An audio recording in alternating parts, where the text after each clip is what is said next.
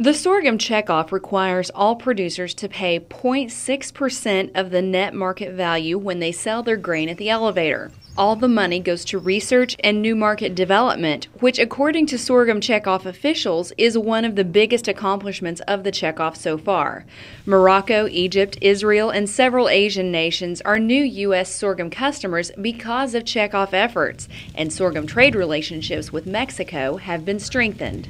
We tend to think about, where those are going to major companies like Mexico that has a really booming animal agriculture industry, and seeing a lot of growth there, and sorghum moving into that market. But one of the lesser known facts in sorghum is almost 10% of our crop actually goes into food aid around the world, and so that's going to countries that are traditional countries that grow sorghum, but due to natural disaster or famine are in need. Since research is a major part of the checkoff, progress is being made in improving hybrids, new uses for sorghum, management, and post-emergent grass and weed control. We've been working closely with DuPont and the technology that they're helping bring forward for over-the-top grass control, and it's just an example of a problem that's been in the sorghum industry for many years that we're very excited about the fact that in the next couple of years producers will be able to go to their seed company and buy seed that solves that problem.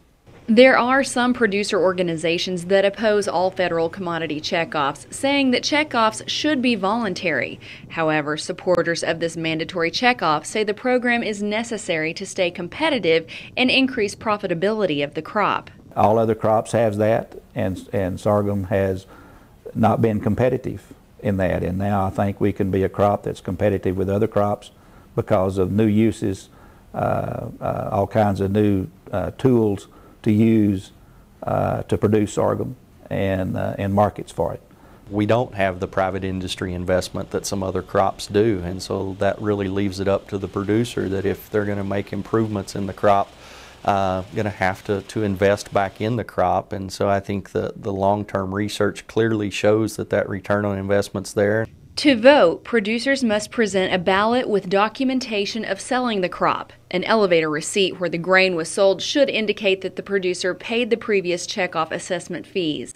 Eligible voters will have sold sorghum between July 1, 2008 and December 31, 2010.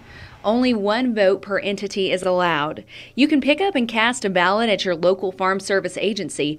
Ballots must be received by February 28, 2011. In Lubbock, Texas, I'm Erica Goss reporting for Ag Day.